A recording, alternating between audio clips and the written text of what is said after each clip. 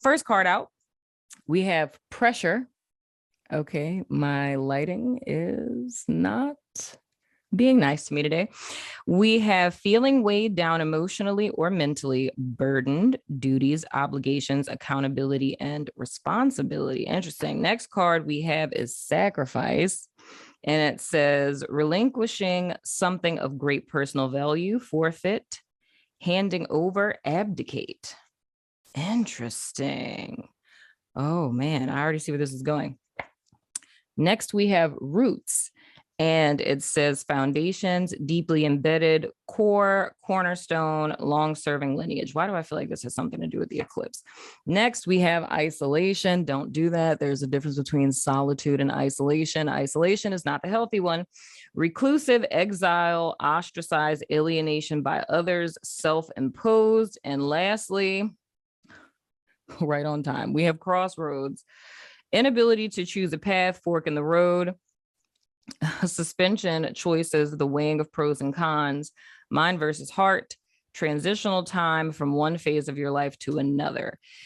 Here is the dealio, Taurus. What I'm getting from you guys stuff, and this is so ironic because, of course, you guys know I'm recording this ahead of time in April for May. But I just did the Pretty Mystic Weekly, which is the weekly soul session that I do over on my network.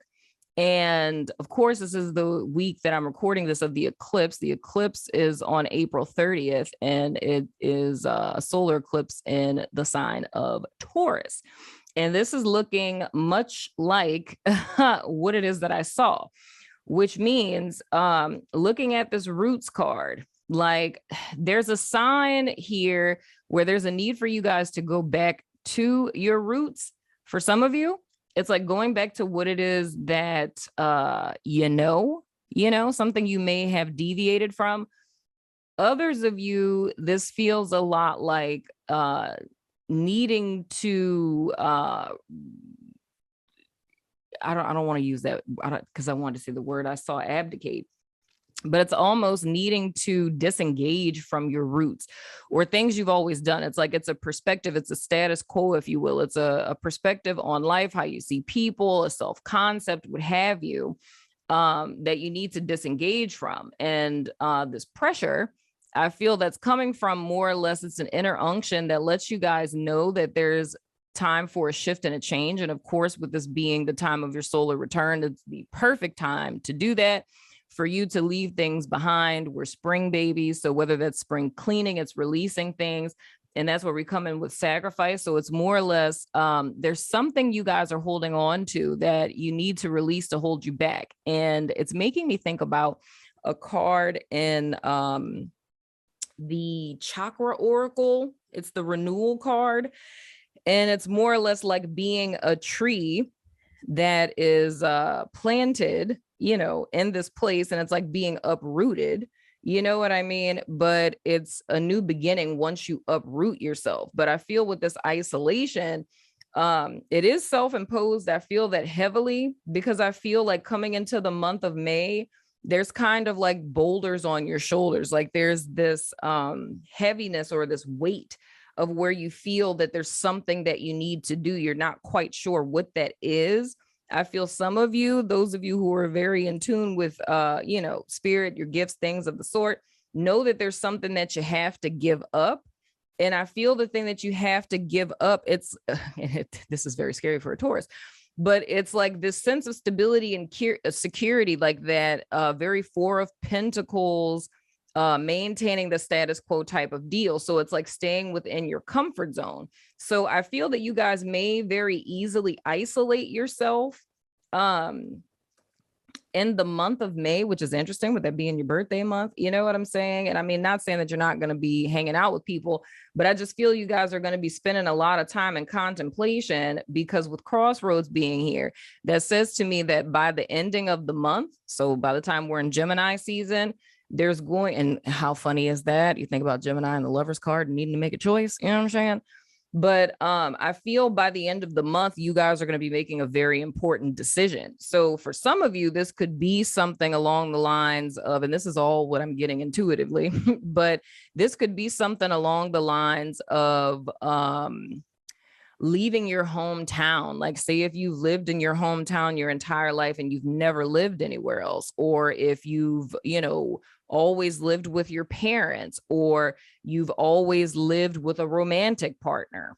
It's you coming to a place now where you're like cutting ties from those roots, if you will. And I feel for another group of you, it's you guys kind of re-engaging with it, which I find to be interesting, because in the evolutionary path of a Taurus, it's usually, we're very grounded people and we like to stick with, the hometown, the childhood friends, the family, stuff like that. We like to stick with what it is that we know. And the whole evolutionary path of a Taurus is learning how to disengage from that, right?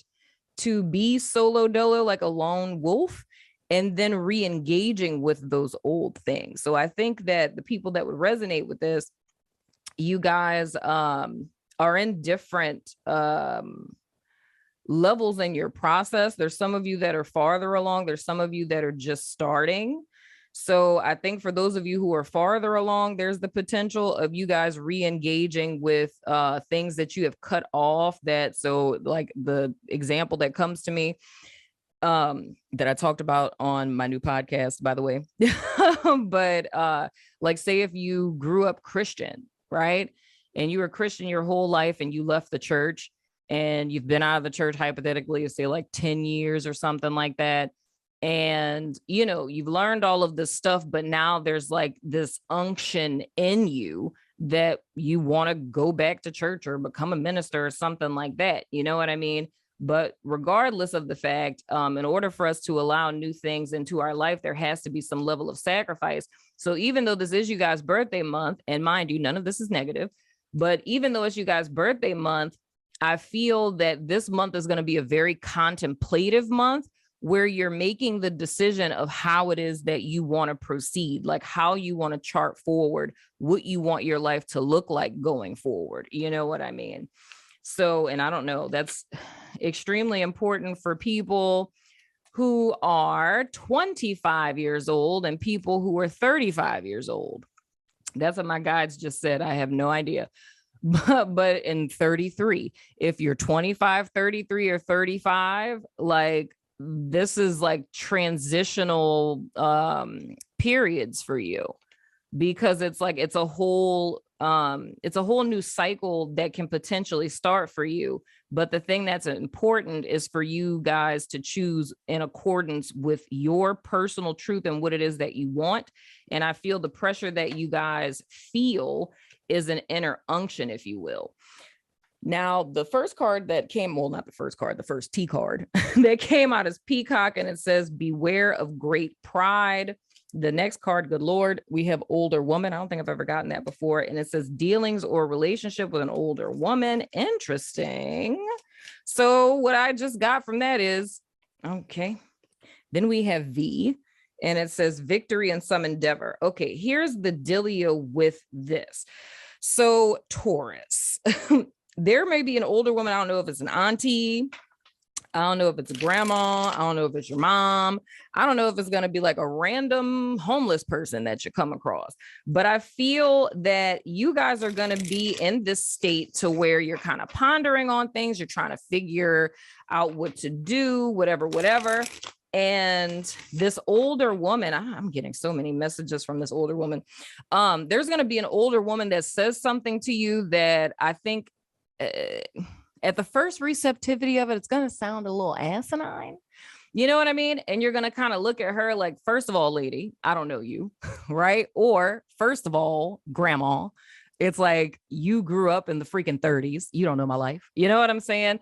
It's going to be something about her where you're going to want to discount what she's saying, right? That's where the pride thing is coming in, because I feel the way that Taurus is coming into this particular season, if you will, no pun intended, is more or less from the person. Why do I feel like this is so off center? I'm sorry, y'all. I am so like anal retentive with things like this. And I feel like this is really off center and it's hella bothering me. But I feel like this person, it's something about this person that you guys feel discredits them, because it's something about them, either them not knowing you or not feeling that they could relate or that they don't understand. So like, say hypothetically, if this is like, you know, an auntie or like your grams or something, and they're like a, you know, a minister and a prophetess or something like that. And you're like, that is not my jive. It's like, you can't tell me nothing, you know, type of deal.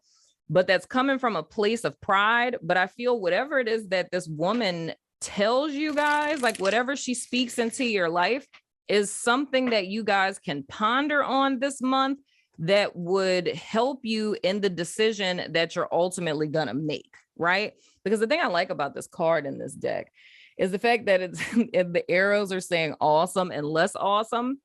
It makes me think about the Sun card in the reverse, because it's like you can have superficial, material, half-hearted happiness, right? Which is like the shadow aspect of Taurus. Or you could ascend to a higher state of being and have full on, you know, in alignment with your truth kind of happiness. But I feel you shouldn't discount what this woman says, because even if it doesn't make sense in the beginning, and I feel for a lot of you, it's not going to make sense. It's like what she says, like you'd probably scoff at, but I stress, like, hear her out, because I feel whatever she says, it's like old lady wisdom, and it would be victorious.